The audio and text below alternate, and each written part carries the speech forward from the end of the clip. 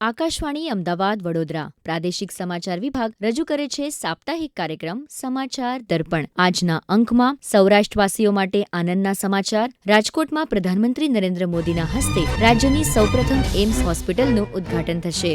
યુએઈમાં BAPS સંસ્થા દ્વારા નિર્મિત સૌપ્રથમ હિન્દુ મંદિરનું પ્રધાનમંત્રીએ લોકાર્પણ કર્યું. અમદાવાદના રિવરફ્રન્ટ ખાતે દિવ્યાંગ દિવ્ય કલા મેળાનું આયોજન. કચ્છના તીર્થધામ કોટેશ્વરથી રાજ્યમાં સૌપ્રથમ વખત સમુદ્રી સીમા દર્શનનો આરંભ. National inter district junior athletics સ્પર્ધાને મુખ્યમંત્રી ભૂપેન્દ્ર પટેલે ખુલ્લી મૂકી અને પીપળાના પાન પર પેઇન્ટિંગની લુપ્ત કળાને પુનર્જીવિત કરવા માટે ગઢડા તાલુકાના જિગ્નેશ કાંસોદરિયાનો આગવો પ્રયાસ.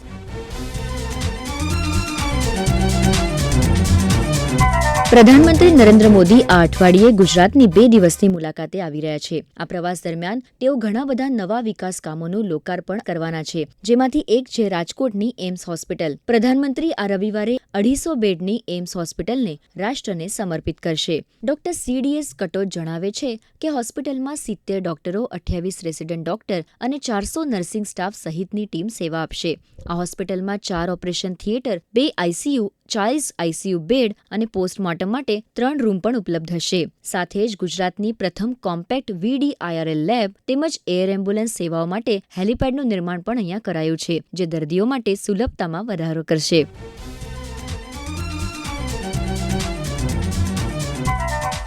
ये हमारे लिए बहुत ही खुशी की बात है कि एम्स राजकोट ने 250 बेड मरीजों के लिए ऑलमोस्ट पूरी तरह तैयार कर लिए हैं और जल्दी ही हमारा सौभाग्य होगा कि हमारे माननीय प्रधानमंत्री जी इसका लोकार्पण करें ताकि मरीजों को ये सुविधाएं मिलने हम मुहैया करा सकें. રાજકોટના સ્થાનિક અશોક રાઠોડે પોતાના પ્રતિભાવમાં કહ્યું કે આ હોસ્પિટલ થકી રાજકોટ સહિત સૌરાષ્ટ્ર અને ગુજરાતના તમામ લોકોને મોટો ફાયદો થશે. भारत सरकार का प्रोजेक्ट आ गया है, भी इससे जो पेशेंट है, अलग अलग बीमारियों के जो मरीज हैं, उनको भी अच्छा यहाँ पे ट्रीटमेंट होगा. गांव के लिए धंधा रोजगार सब मिला के हमारे लिए तो ये खुशी है कि भाई अभी वो भारत के हमारे माननीय श्री बड़ा प्रधान जी आ रहे हैं. અયોધ્યામાં રામલલ્લાની પ્રાણ પ્રતિષ્ઠા બાદ પ્રધાનમંત્રી નરેન્દ્ર મોદીએ યુએઈના અબુધાબીમાં સ્વામિનારાયણ સંપ્રદાયના આધ્યાત્મિક નેતાઓની હાજરીમાં BAPS દ્વારા નિર્મિત સૌપ્રથમ હિન્દુ મંદિરનું લોકાર્પણ કર્યું હતું. 700 કરોડ રૂપિયાના ખર્ચે તૈયાર કરાયેલા આ મંદિરના ઉદ્ઘાટન સમારોહમાં સંબોધતા શ્રી મોદીએ આ વિશાળ મંદિર બનાવવા બદલ યુએઈ સરકારનો આભાર માન્યો હતો. अबुधाबी में भव्य और दिव्य मंदिर का लोकार्पण हो रहा है. इस पल के पीछे वर्षों की मेहनत लगी है. इसमें वर्षों पुराना सपना जुड़ा हुआ है और इसमें भगवान स्वामीनारायण का आशीर्वाद जुड़ा है. आज प्रमुख स्वामी जिस दिव्य लोक में होंगे, उनकी आत्मा जहां होगी वहां प्रसन्नता का अनुभव कर रही होगी. जब मैं 2015 में UAE में यहाँ आया था और तब मैंने हिज हाइनेस शेख मोहम्मद से इस मंदिर के विचार पर चर्चा की थी. मैंने भारत के लोगों की इच्छा उनके सामने रखी तो उन्होंने पलक झपकते ही उसी पल मेरे प्रस्ताव के लिए हाँ कर दिया. उन्होंने मंदिर के लिए बहुत कम समय में इतनी बड़ी जमीन भी उपलब्ध करवाई. यही नहीं, मंदिर से जुड़े एक और विषय का समाधान किया. मैं साल 2018 में जब दोबारा UAE आया था, या संतों ने मुझे जिसका ब्रह्मविहारी स्वामी जी ने अभी वर्णन किया, मंदिर के 2 मॉडल दिखाए.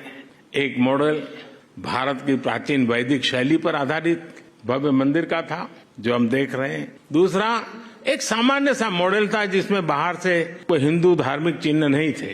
संतों ने मुझे कहा कि UAE की सरकार जिस मॉडल को स्वीकार करेगी उसी पर आगे काम होगा.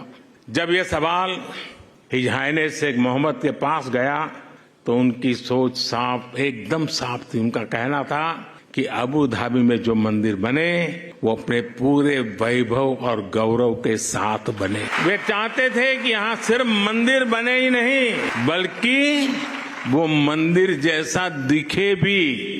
हम इस मंदिर के जो भव्यता दिख रही है उसमें हिज हाइनेस शेख मोहम्मद की विशाल सोच की भी झलक है। अब तक जो यूएई बुर्ज खलीफा, फ्यूचर म्यूजियम, शेख जायद मस्जिद और दूसरी हाईटेक बिल्डिंग के लिए जाना जाता था, अब उसकी पहचान में एक और सांस्कृतिक अध्याय जुड़ गया है। मुझे विश्वास है कि आने वाले समय में यहां बड़ी संख्या में श्रद्धालु आएंगे। इससे यूएई आने वाले लोगों की संख्या भी बढ़ेगी और पीपल टू पीपल कनेक्ट भी बढ़ेगा। मैं पूरे भारत और विश्व भर में रहने वाले करोड़ों भारतवासियों की ओर से president his highness Sheikh Mohammed को और यूएई सरकार को बहुत बहुत धन्यवाद देता हूं।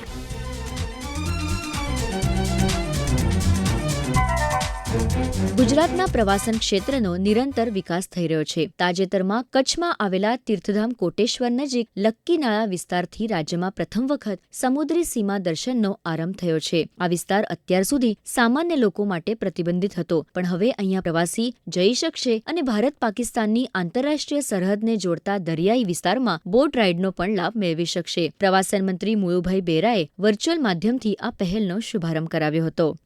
આશરે રૂપિયા 250 કરોડના ખર્ચે સમુદ્રી સીમા દર્શન પ્રોજેક્ટનું તબક્કાવાર થશે નિર્માણ. હાલમાં પ્રથમ તબક્કામાં લક્કીનાળા બીએસએફ કેમ્પ પાસે જીએમબીના સહયોગથી જેટી બનાવીને બોટ રાઇડ મારફતે બીએસએફના જવાનો સાથે પ્રવાસીઓને કરાવવામાં આવશે આંતરરાષ્ટ્રીય સમુદ્રી સીમાની સફરનો રોમાંચક અનુભવ, જ્યાં પ્રવાસીઓ જાણશે અને માણશે દરિયાઈ સીમા પર દેશની રક્ષા કરતા જવાનોના સન્માનનીય કાર્યને.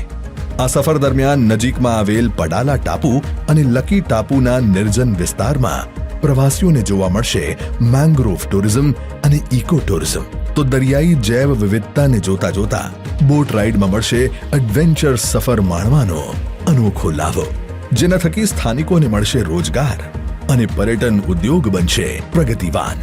આ રીતે સરકારના પ્રયાસોથી કચ્છના સમુદ્ર કિનારે વિકાસ પામશે સીમા, સાહસ અને સૌંદર્યસભર આકર્ષણો ધરાવતું અનોખું પર્યટન ક્ષેત્ર. ગુજરાત પ્રવાસન નિગમ લિમિટેડ દેશને કરશે અર્પણ પર્યટનનું નવીનતમ નજરાણું, સમુદ્રી સીમા દર્શન.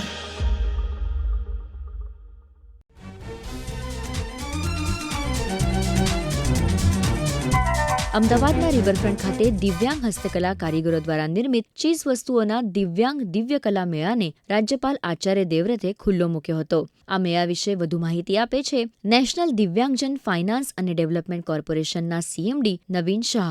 इस कदम में हम लोग जितने दिव्यांगजन हैं उनको रेखांकित करके आने जाने रहने खाने पीने सब की व्यवस्था करते हैं, फ्री अलॉटमेंट भी देते हैं.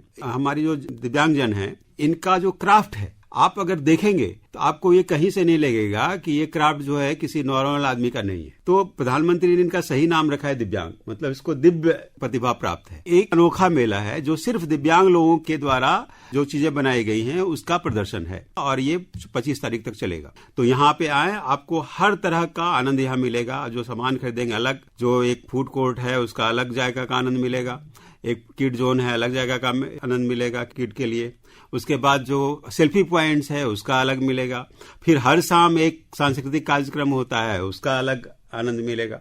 मतलब आप आओगे तो यहाँ पे किसी तरह से निराशा नहीं होगी और उल्टे आपको पुण्य भी मिलेगा कि आपने दिव्यांगजनों की सहायता की. ये एक मुख्य उद्देश्य है.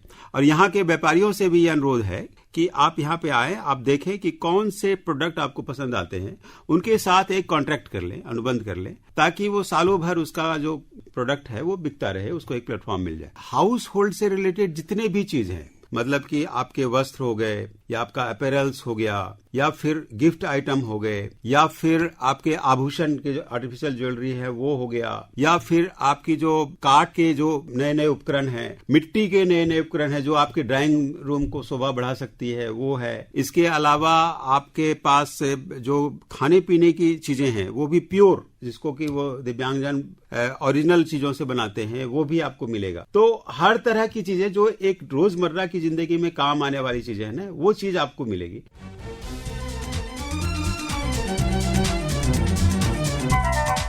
ખેલે તે ખીલે આ અભિગમથી રમતગમત ક્ષેત્રે યુવાનોને પ્રોત્સાહિત કરવા દેશભરમાં વિવિધ સ્પર્ધાઓ યોજાઈ રહી છે. મુખ્યમંત્રી ભૂપેન્દ્ર પટેલે તાજેતરમાં અમદાવાદમાં 19મી national inter district junior athletics મીટનો પ્રારંભ કરાવ્યો અને કહ્યું કે અમૃતકાળમાં યુવા શક્તિને સશક્ત અને સમૃદ્ધ બનાવવા માટે દેશમાં રમતગમત માટે અનુકૂળ વ્યવસ્થા બની રહી છે. प्रधानमंत्री श्री नरेंद्र भाई ने एक बात युवाओं से बार बार कहते हैं कि खेले वो खिले. वे कहते हैं कि जब तक आप खेल के मैदान में पसीना नहीं बहाओगे तब तक आपको सफलता नहीं मिलेगी. इसीलिए प्रधानमंत्री जी ने देश में एक पूरा स्पोर्ट्स इकोसिस्टम बनाया है. केंद्र सरकार द्वारा 2014 से आज तक कई नई पहलों का माध्यम से स्पोर्ट्स को बढ़ावा दिया गया है.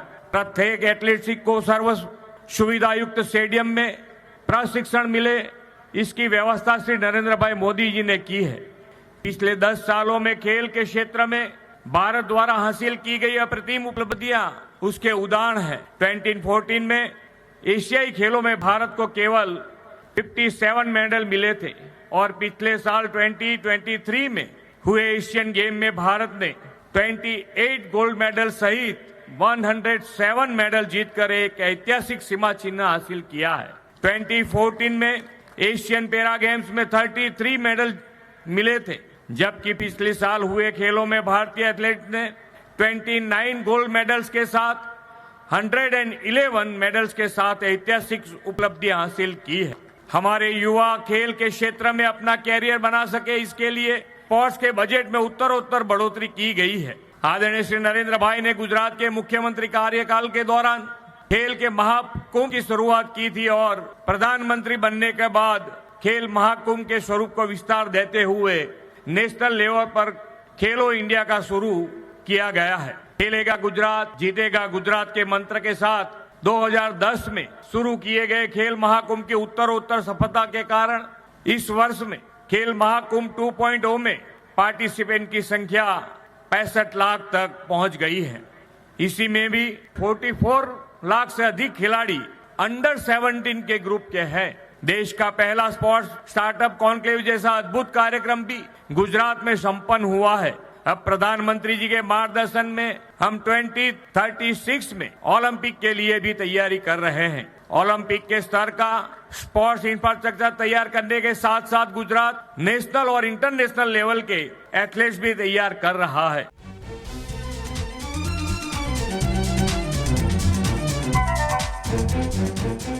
હવે વાત કરીએ બોટાદના ગઢડા તાલુકાના સુરકા ગામના વતની જિગ્નેશભાઈ કાંસોદરિયાની, જેમણે 5000 વર્ષો પહેલાની પીપળાના પાન પરની પેઇન્ટિંગની કળાને જીવંત રાખવા અને ફરી જીવંત કરવા એક નવો પ્રયાસ હાથ ધર્યો છે અને કેટલીક સફળતા પણ હાંસલ કરી છે. સાંભળીએ તેમના આ પ્રવાસ અંગેની વાત તેમના જ શબ્દોમાં. આર્ટ ટીચર ઇન ડિપ્લોમા, જે ચિત્ર શિક્ષક બનવા માટે યોગ્ય લાયકાત ગણાય તે, એ મેં ધોળકાની અંદર આરવી શાહ કોલેજની અંદર 2 વર્ષનો કોર્સ કમ્પ્લીટ કર્યો અને તેની અંદર હું ઓલ ગુજરાતમાં મેં ટોપ કર્યો અને ગોલ્ડ મેડાલિસ્ટ બન્યો. પીપળાના પાન ઉપર પેઇન્ટિંગની શરૂઆત 11 વર્ષ પહેલાં મેં કરેલી.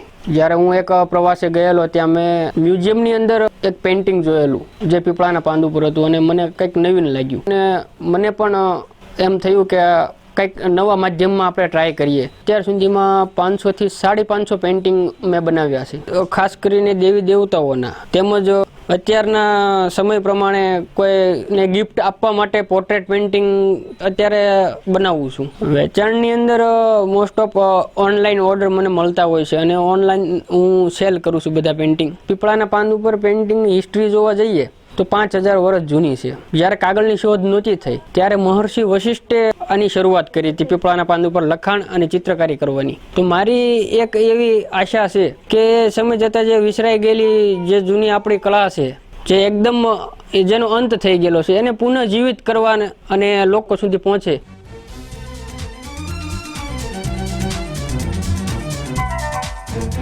આ સાથે સમાચાર દર્પણ કાર્યક્રમનો આજનો અંક પૂર્ણ થયો. સમાચાર દર્પણ આકાશવાણી અમદાવાદ વડોદરાના પ્રાદેશિક સમાચાર વિભાગ દ્વારા દર મંગળવારે રાત્રે 9:15 રજૂ કરવામાં આવે છે. સંકલન વિધિ શેઠ, લેખન, સંપાદન અને રજૂઆત અપર્ણા ખૂંટ.